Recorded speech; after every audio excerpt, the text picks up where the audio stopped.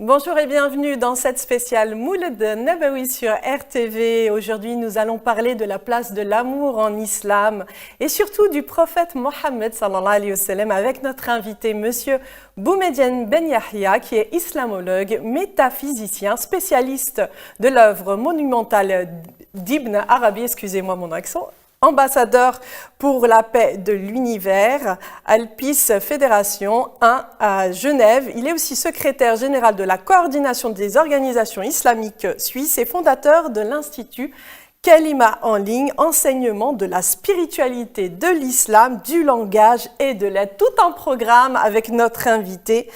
Bonjour Monsieur Boumediene Ben Yahya. Bonjour et merci pour l'invitation. Je suis très honoré d'être parmi vous.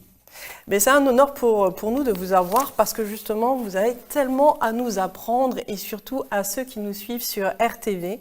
C'est important de connaître l'islam, c'est important d'avoir les professionnels, les savants, les islamologues qui nous enseignent parce que nous sommes dans un monde où nous sommes beaucoup perdus, on va dire.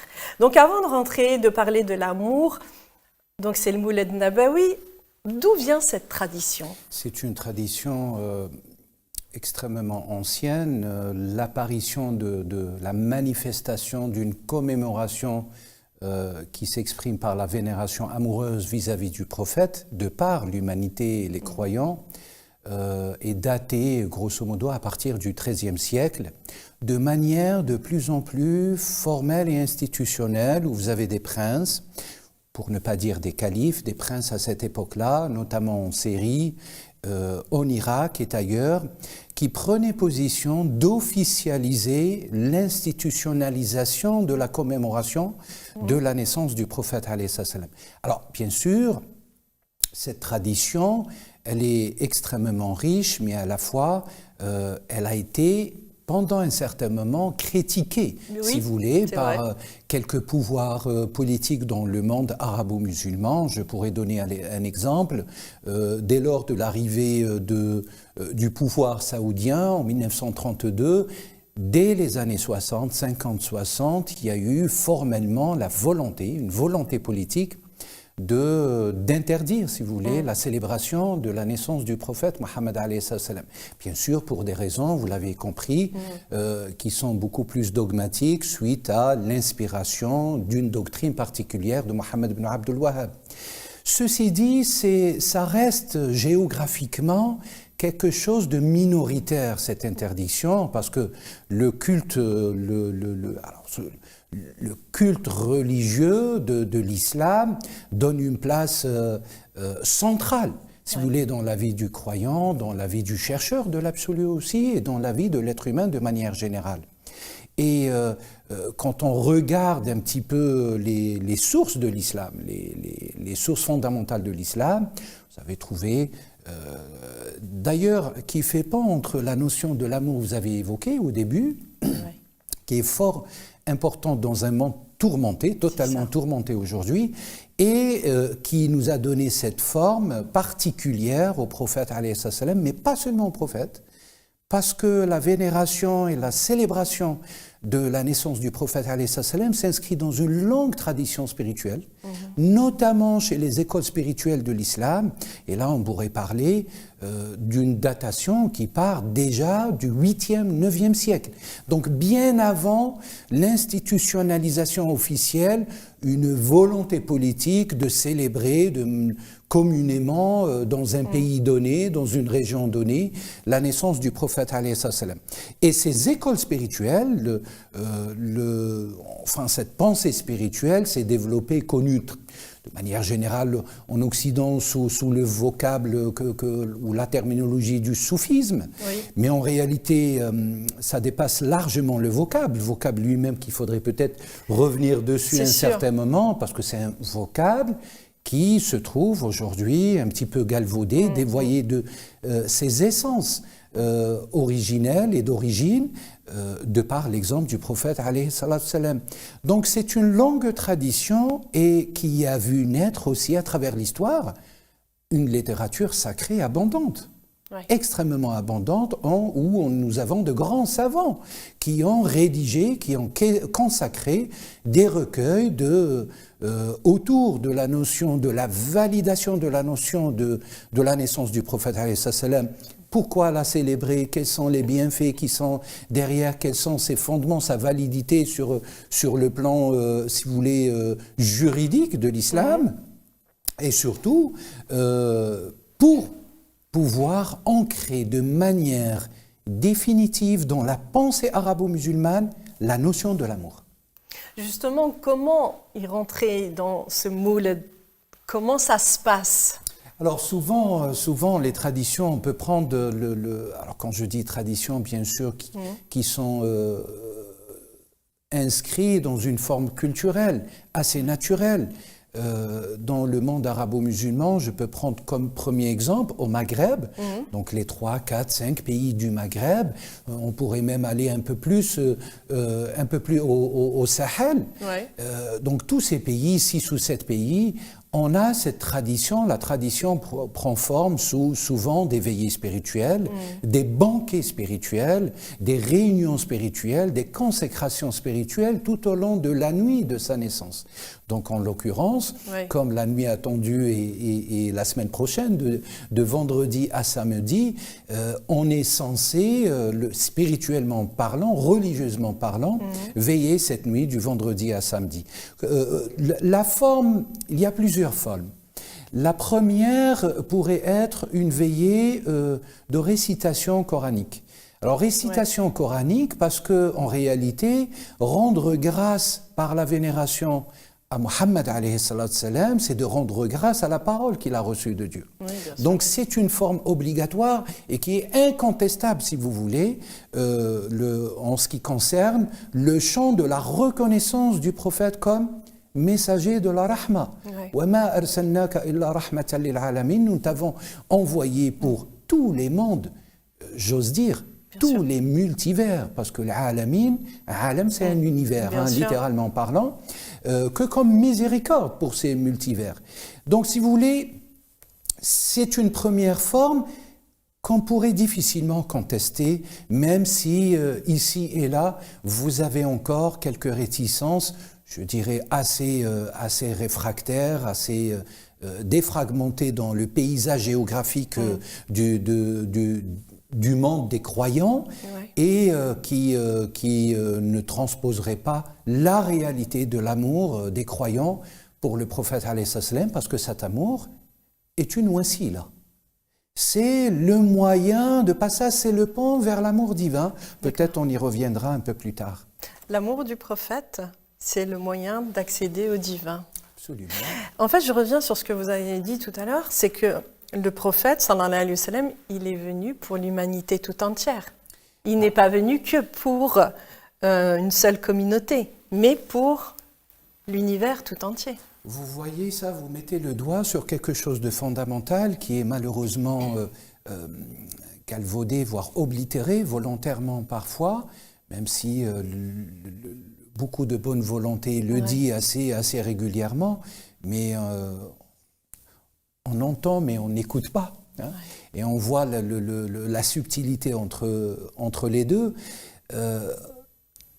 Le signe coranique que je viens de citer, qui est cité dans Sourate Al-Imran, qui est cité à maintes reprises d'ailleurs, Sourate Al-Imran et d'autres, وَمَا أَرْسَلْنَاكَ إِلَّا رَحْمَةً لِلْعَالَمِينَ وَأَرْسَلْنَاكَ رَحْمَةً كَافَّةً إِلَى النَّاسِ. Donc il y a deux dispositions, deux dimensions. La fonction miséricordieuse, elle est universelle, elle est incontestable et irréfutable sur le plan du corpus coranique. Bien sûr. La fonction que Rasulullah est miséricorde pour tout le genre de la créature des êtres humains est aussi incontestable. Donc il y a à la fois miséricorde pour tout le monde et ça résout les problématiques ou les tensions dans lesquelles nous vivons aujourd'hui. Bien sûr. À savoir, je suis de telle religiosité, vous êtes de telle religiosité, on est ennemis. Et donc, par conséquent, j'ose le terme, ce séparatisme déjà qui part à partir des mots et qui envahit les esprits au point, nous les musulmans, vous les autres. Donc, il y a aussi ces pièces, si vous voulez, extrêmement subtiles. Et les versets coraniques résout de manière générale. Mohammed alayhi salam est un rahma pour tous les mondes. Et dans ces mondes, toutes les créatures qui résident et qui habitent, qui sont compris dans ces mondes. Donc c'est incontestable et ce message, je trouve, qu'à travers l'histoire, a été étayé de manière remarquable par les savants musulmans et parfois même non musulmans. Il faut s'en souvenir ce que Goethe disait de Mohammed, ce que de grands penseurs, j'ai pris un exemple de Goethe, on pourrait prendre Shakespeare, on pourrait prendre Victor Hugo, etc. Pour mesurer l'impact des belles vertus transmises par Rasulullah à toute l'humanité. Et je vais même aller plus loin. Il est venu pour les humains, mais il est venu aussi pour les animaux et il est venu aussi pour la nature. Absolument. Parce que ça, c'est important. Et d'où l'importance justement de respecter les animaux, la nature, de respecter toute forme de vie. Absolument, absolument. Le prophète alayhi salam est porteur de cette vie vivifiante. C'est ça. Elle n'est pas seulement vie. C'est une vie vivifiante qui donne les germes ou les graines, si vous me permettez l'expression ou la qualification, de devenir nous-mêmes acteurs de vie. Alors, bien sûr, le Coran est incontestable là-dessus. Celui qui vivifie une âme ou qui sauve une âme, autrement dit, auprès de Dieu, il aura la récompense d'avoir sauvé toute l'humanité. Et vice-versa, bien sûr, celui qui enfreint cette loi sacrée de la vie que Dieu a mis dans la dignité de sa création, à savoir l'homme, l'animal, le minéral. Et au-delà, il y a l'angélologie, il y a les êtres subtils, etc. Tous les êtres qui sont plus ou moins cités, attestés dans le corpus prophétique et coranique et dans la littérature sacrée. Le prophète alayhi salam, il est à la fois celui qui transmet cette graine de vie, qui vient originellement aussi, qui a été porté, si vous voulez, sur la linéarité de notre existence, d'abord par Adam alayhi salam. Hein, qui fut, si vous voulez, le premier père, père qui transmet cette vie parce que lui-même, il a reçu du souffle de Dieu. Mais derrière votre question, il y a quelque chose de fondamental et beaucoup plus méconnu, si vous voulez, en ce qui concerne la connaissance mohammedienne, de manière générale. À savoir, vous avez un hadith de Sayyiduna Rasulullah. On l'interroge sur les prophètes et les messagers, et notamment sur Adam. Le prophète répond par la simple déclaration « Je fus prophète alors qu'Adam était encore dans la phase de la création entre l'eau et l'argile, dans une autre variante entre l'eau et la terre. » Donc cette vie, elle vient de l'esprit primordial que Dieu a créé de sa face selon une autre tradition du prophète alayhi salatu salam. C'est l'origine de toute chose et l'esprit, l'amour, parce qu'il y a un lien intrinsèque aussi. On ne peut pas parler de spiritualité sans parler d'amour. Mais ça, c'est important justement, parce qu'aujourd'hui, malheureusement, dans beaucoup de familles, quand on parle d'amour, on met l'amour de côté. Alors que, je peux me tromper, je pense que, c'est mon avis personnel, je pense que l'amour, c'est 99%. L'amour, rempli de spiritualité profonde. Alors, la forme de l'amour, alors déjà, en islam, et j'en doute pas dans d'autres traditions, il y a souvent des sources et des fragments d'amour. Qui sont ici. L'humanité n'a pas vécu que des monstruosités, même si, bien sûr, dans l'œuvre humaine, il y a de tout. Il y a le bon, il y a le mauvais. Mais dans les sources de l'islam, je me souviens d'un entretien qu'on a eu il y a très longtemps concernant le scripturaire coranique et la citation de la racine, l'attestation de la racine de l'amour, la racine hababa, hub yuhibbuhum, inna Allaha yuhibbul muhsinin, inna Allaha yuhibbus sabirin, etc., est attestée. Écoutez très très bien, n'en déplaise à tous ceux qui ne regardent pas les sources et qui ne sont pas rigoureux dans leurs travaux, qui viendraient juste propager de la haine, qui est un peu, ou la détestation, ou la guerre, qui est aux antipodes de la notion de l'amour. On a plus de 155 occurrences attestées coraniques. Je ne parle même pas de la tradition prophétique dans laquelle nous avons des centaines, voire de milliers d'indications, indicateurs et signes de l'amour. Parmi ces 155 vocables, vous avez le verbe, un seul verbe, qui est yuhibbu, qui concerne la notion de l'amour général et universel. Alors vous avez aussi, incroyablement, Dieu aime. Dieu aussi, dans le Coran, et ça c'est un peu inédit, Dieu aussi tombe amoureux. Dieu aime les passions. Dieu aime les bienveillants. Dieu aime les résistants. Dieu aime les justes. Dieu aime les bienséants. Vous avez 8 ou 9 attestations, entre 7 et 8 attestations dans le Coran, où Dieu déclare son amour à une classe de son humanité. Bien sûr, cet amour est conditionné par un effort, un travail sur soi-même et une servitude qui a comme finalité Dieu, mais qui passe par l'être humain.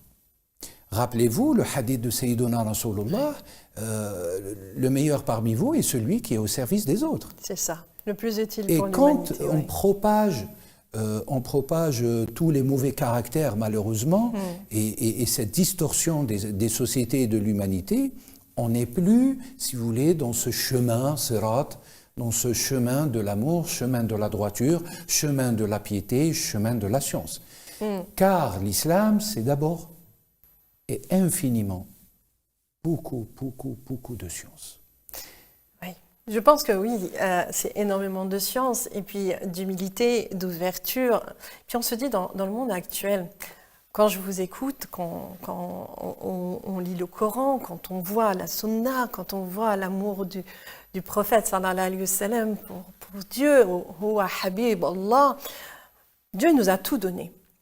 Et on peut se poser la question de pourquoi l'islam vit ce qu'elle vit aujourd'hui. Pourquoi on dit l'islam, elle est contre l'humanité, l'islam, elle est contre la loi française, par exemple, en l'occurrence ici.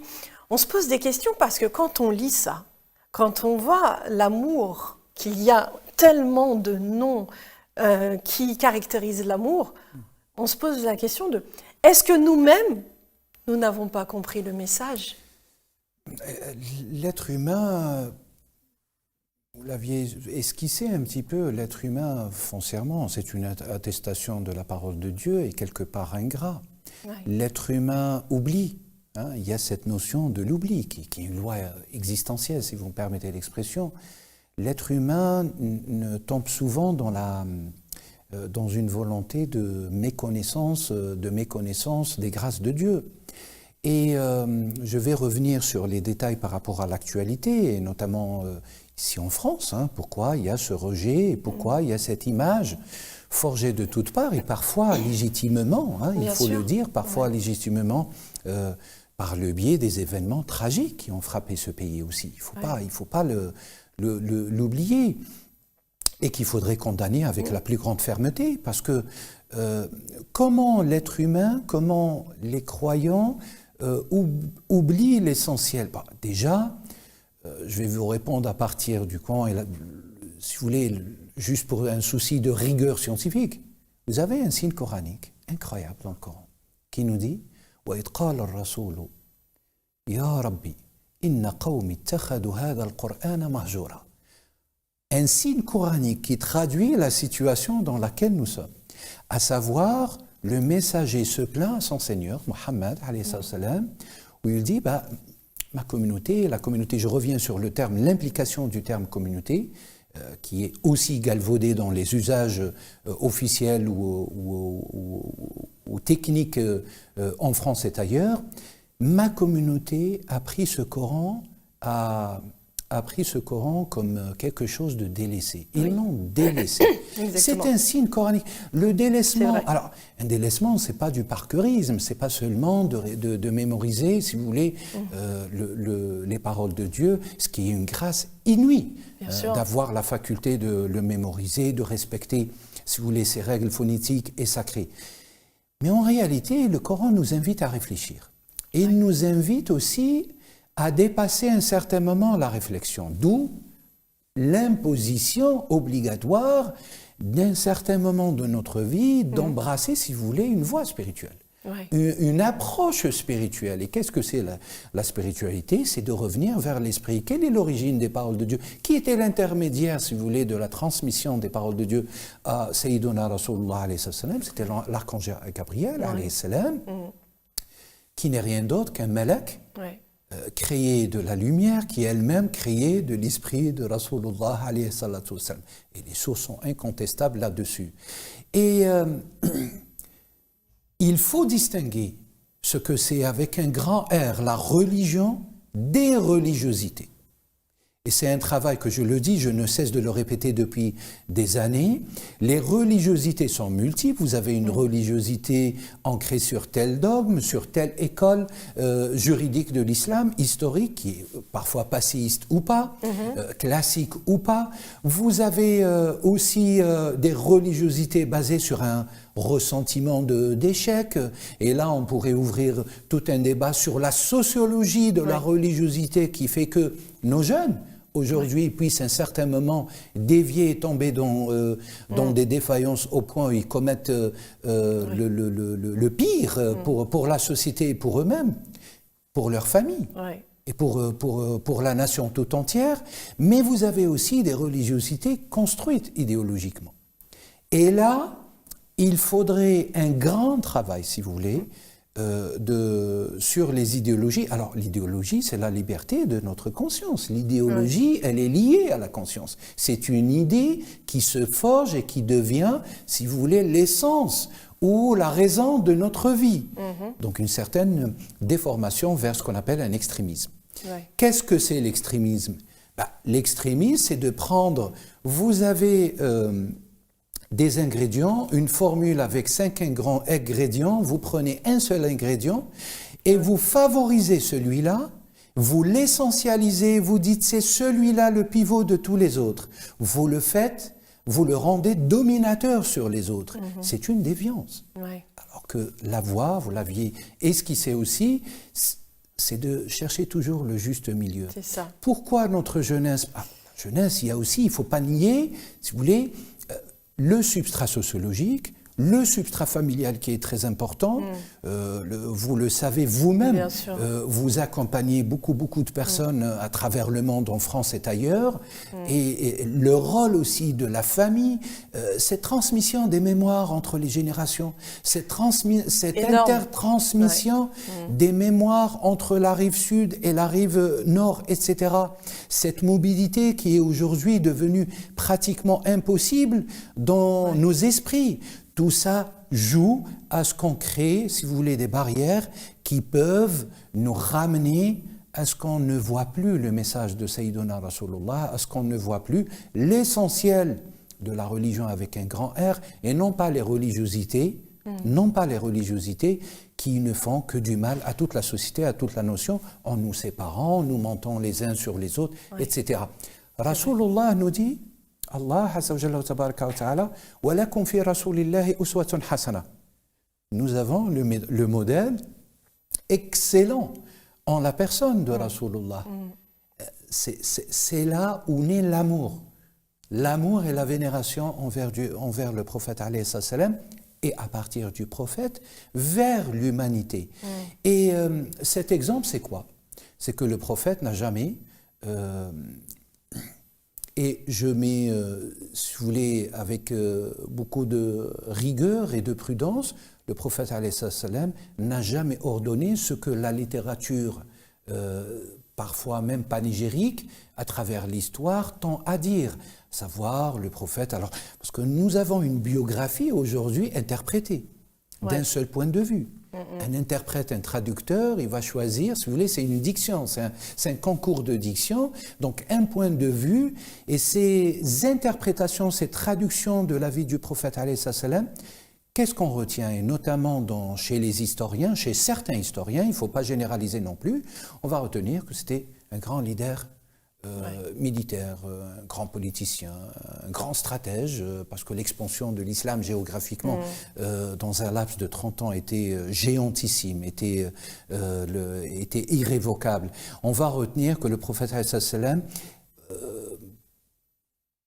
disait des sentences à l'enceinte de Médine, à l'enceinte de la mosquée de Médine. Et par conséquent, on a tendance à réduire, si vous voulez, historiquement, c'est un large travail, c'est un champ extrêmement vaste.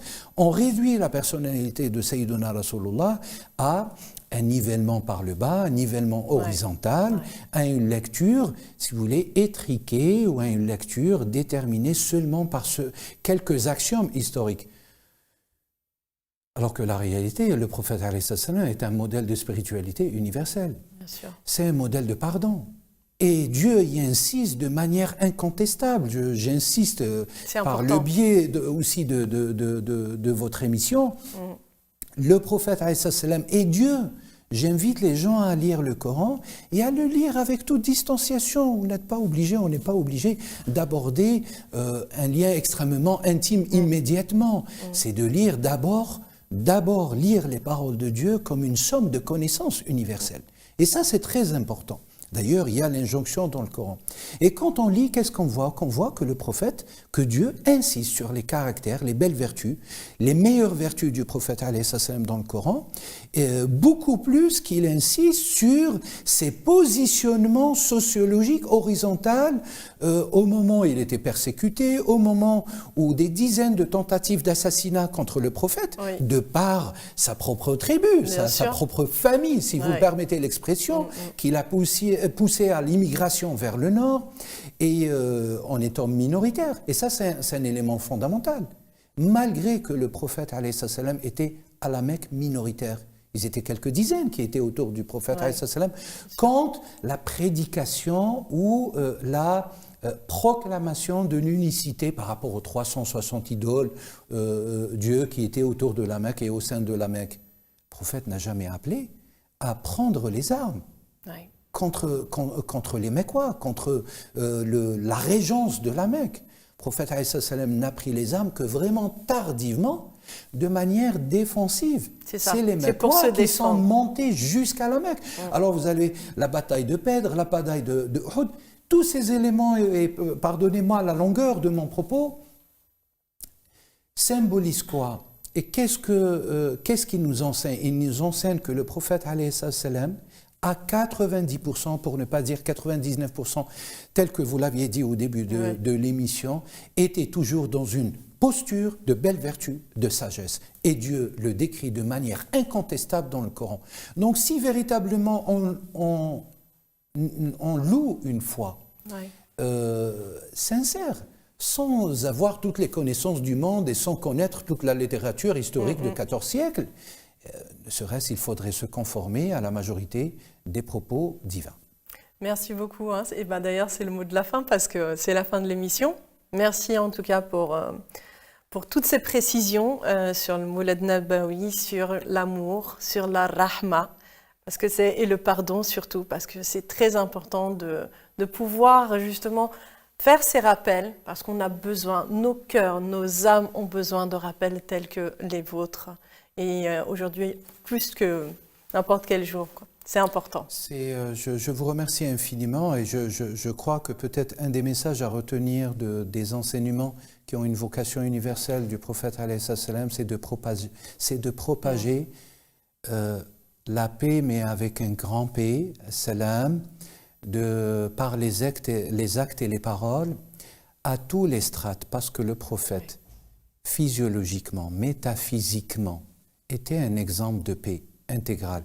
Paix qui ont une relation avec une nuit, cette nuit du destin, peut-être qu'on aura l'occasion d'en reparler dans d'autres occasions, mais en tout cas, le Mawlid Nabawi se vit de manière incontestable. Il se vit de manière incontestable dans une consécration.